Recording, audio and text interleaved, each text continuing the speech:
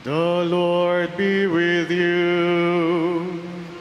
And with your spirit. A reading from the Holy Gospel according to Luke. Glory to you, O Lord.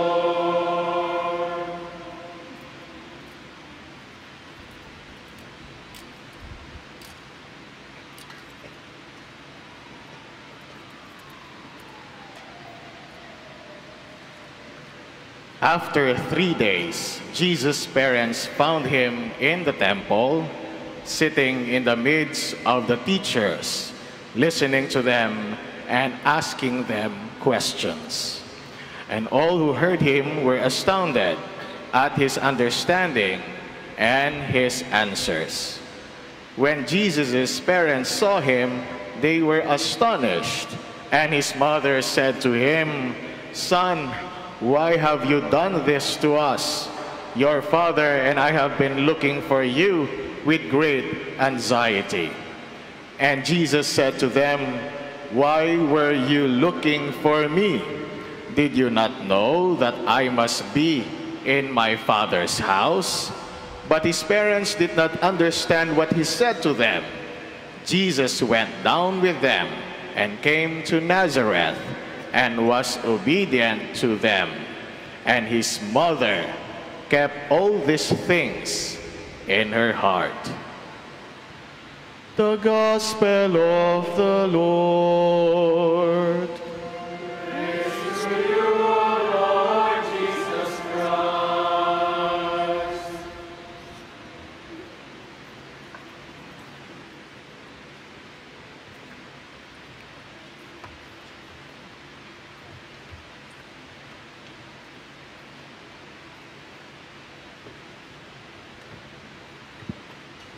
To the local government units of Quezon City, headed by our Honorable Mayor, Joy Belmonte, and to her council, and also to former Speaker Sonny Belmonte, and to our brethren here at the Priory of Santo Domingo, headed by our Prior, Reverend Father Roger Quirao OP, and to all our parishioners, all of you here gathered in this Mass, good evening. Magandang gabi po sa inyong lahat. Bakit natin hinahanap ang isang bagay o ang isang tao? Palaisipan po ba? Hindi, simple lamang po ang kasagutan. Hinahanap natin ang isang bagay o ang isang tao kasi nawawala. Hindi nyo naman po hahanapin ang isang bagay o ang isang tao kapag ka nasa harapan na ninyo, hindi po ba? Hahanapin lamang natin ang isang bagay kung nakalimutan natin kung saan natin ito nailagay. O hahanapin natin ang isang tao kapag ka hindi natin alam kung nasaan ito or may pinuntahan lamang. Hinahanap natin ang isang bagay o ang isang tao dahil nawawala. Pero yun nga lang ba ang dahilan kung bakit natin hahanapin ang isang bagay o ang isang tao dahil ito'y nawawala? May mga bagay naman na tayong na-experience o nakasalamuha ng mga tao sa ating buhay na hindi naman natin hinahanap. Kapag wala siya sa paligid natin, hindi naman natin hahanapin. May mas malalim na dahilan kung bakit natin hinahanap ang isang tao o ang isang bagay. Dahil nag-iwan ito ng marka sa ating buhay. No? And this person, this thing, somehow gave a meaning in our life. Kaya hinahanap natin ang isang bagay o ang isang tao dahil siya ay mahalaga. May halaga. Pinahahalagahan. Sa ating ebanghelyo, sa ating pagnobenaryo sa gabing ito, narinig natin ang kwento ni Jesus na nawala sa paningin ng kanyang mga magulang na si Jose at Maria. Nakaalis na sila sa Jerusalem, naglalakad na, pabalik sa kanila, tsaka lamang nila napansin na wala yung kanilang anak na si Jesus. Kaya pinagtanong-tanong nila sa mga kasama nila kung nakita nila yung kanilang anak na si Jesus. At hindi nga nakita nung mga kasama nila. Kaya ganun na lamang ang pangamba ni Jose at ni Maria nung nawala si Jesus. Kaya bumalik sila sa Jerusalem at narinig natin, nakita nila si Jesus doon sa templo na nakikipagdiskurso doon sa mga guro sa templo. No? Naroroon si Jesus. Hinanap ni Maria at ni Jose si Jesus dahil si Jesus ay mahalaga sa kanila. Nung una pa man, nung ibinalita ng anghel na si Maria ang siyang magiging ina ng ating tagapagligtas, naroroon na yung pagpapahalaga ni Maria kay Jesus. Dahil ibinigay niya ng kanyang sariling buhay. Dahil alam niya na ang kanyang misyon ay ang maging ina ni Kristo. Kaya ganun na lamang ang pagpapahalaga ni Jose at ni Maria sa kanilang anak na si Jesus. Ngunit ang katanungan, nawawala nga ba talaga si Jesus? Nawawala ba talaga si Jesus? Nung makita siya nung kanyang mga magulang sa templo at tinanong kung bakit nagawaan nito sa kanila, yung tumakas sa kanila, ano yung tugon ng ating Panginoong Jesucristo? Why were you looking for me? Did you know that I must be in my Father's house?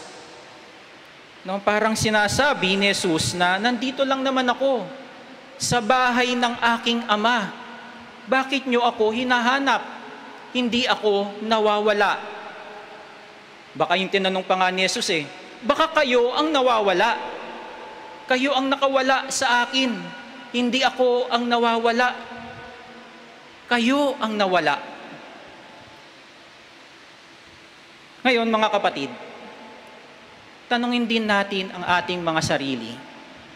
Tayo ba ay nawawala?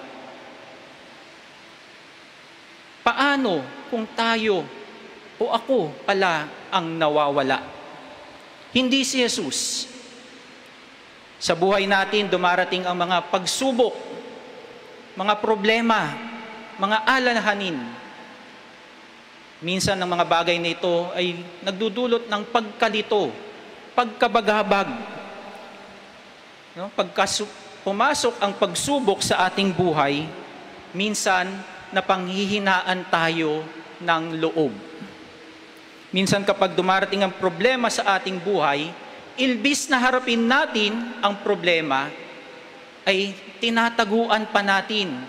Ayaw nating harapin ang ating mga problema. Kaya nga minsan, anong ginagawa natin?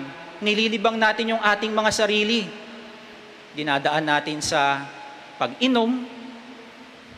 Kala natin pagka uminom tayo, mawawala yung problema. Hindi, malalasing ka lamang. Pagkagising mo, masakit pa yung ulo mo, may hangover ka pa. Pero naroroon pa rin yung problema. Hindi nawawala. Minsan naman, feeling natin, wala na tayong silbi sa buhay. Wala nang halaga ang ating buhay.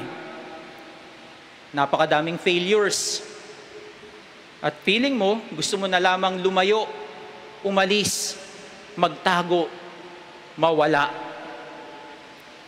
Pag dumarating ang mga ganitong pagkakataon sa ating buhay, we often ask, "Where are you, Lord? Nasaan ka, Panginoon?" Tinatanong natin kung nasaan na ang Diyos. Dahil hindi na natin alam ang ating gagawin sa buhay. Kung saan tayo pupunta. Nakalimutan mo na ba ako, Panginoon? Hinahanap natin ang Diyos sa mga panahong hindi na natin alam ang dapat nating gagawin sa ating buhay. Pero siguro mali yung tanong na ating itinatanong. Hindi dapat siguro ang tanong, nasaan ka, Panginoon? Siguro ang katanungan, no? Hindi dapat ang katanungan, nakalimutan mo na ba ako, Lord? Siguro, baliktarin natin.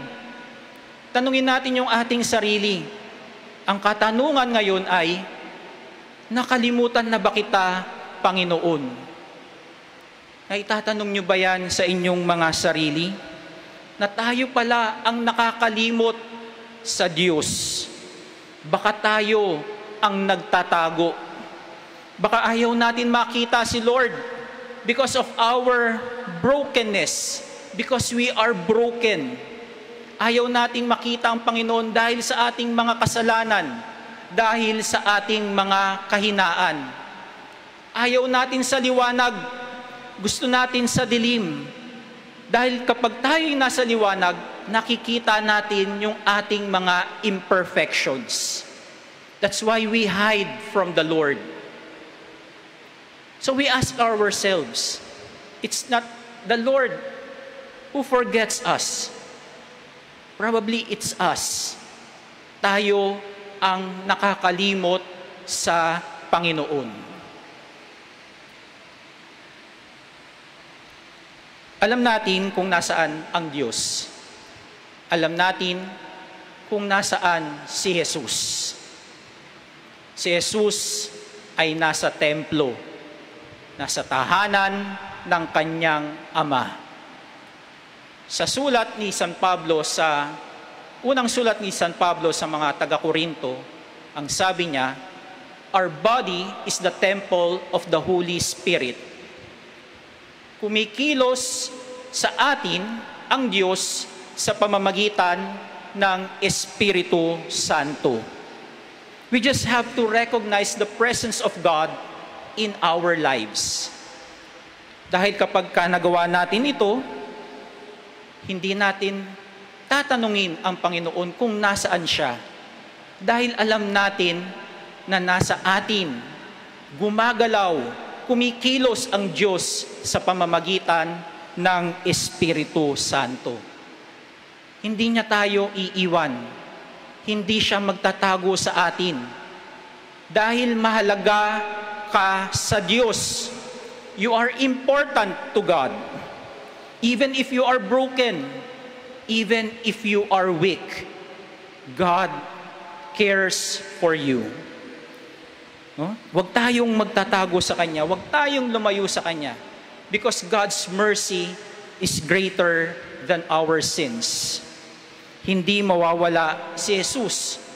Hindi siya nawawala katulad ng sinabi niya sa kanyang mga magulang na si Jose at Maria. He is in His Father's house, in the temple. And like Jesus, we ought to be in the Father's house. Alam niyo po, we started our formation in the postulancy. We were 21 seminarians. We started our formation 2008. Ngayon, ang natira na lamang po sa amin ay 4. Out of 21, 4 na lamang po kami. 3 pare at 1 reverend. Kaya ganun kami ka-close. We were together for 11 years sa formation. Every day nagkikita kami, sabay-sabay kaming kumakain. No? Our life is structured, kaya nagkikita-kita kami at lagi kaming magkakasama. Kaya ganun kami ka-close na mga batchmates.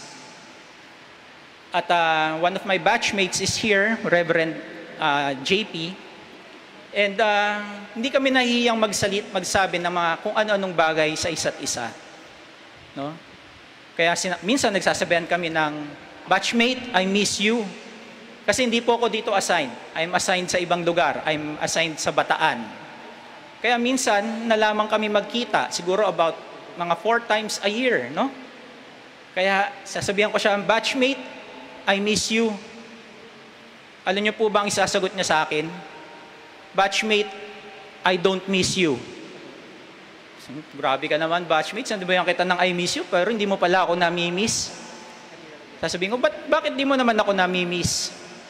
Sasagot siya sa akin, kasi nasa puso na kita. Ang ganda, no? Hindi mo na nami-miss yung isang tao kasi nandun na siya sa iyong puso. Nakatatak na siya sa iyong puso. Ibig sabihin nito, ikaw ay mahalaga sa Kanya. May halaga ka sa Kanya. At ganyan ang ginawa sa atin ng ating Panginoong Hesukristo. Nung naroroon siya sa krus at ang kanyang ina ay nasa kanyang paanan, inihabilin ni Kristo si John kay Maria. Son, this is your mother. Ganun din ang ginagawa sa atin ni Kristo. Dinadala tayo sa puso ni Maria. Kaya tayong lahat ay nasa puso ni Maria. At siya nga ang ating pintakasi. No? Na-research ko pa yung word na pintakasi. Hindi ko kasi alam, kahit Tagalog ako, I'm from Bulacan, hindi ko naintindihan yung salitang pintakasi. It means mediator. No? Kaya ang ating mahal na Maria, dahil tayo ay nasa puso niya, lagi niya tayong itinataas kay Kristo. No? Kaya kung si Kristo ay nasa puso natin, hindi rin natin siya mamimiss. Hindi rin siya mawawala sa atin. Dahil siya ay nasa puso na natin. Hinahanap mo ba si Jesus? Dahil mahalaga siya sa buhay mo. Don't worry, my dear sisters and brothers. The feeling is mutual. Mahalaga ka din kay Kristo. Amen.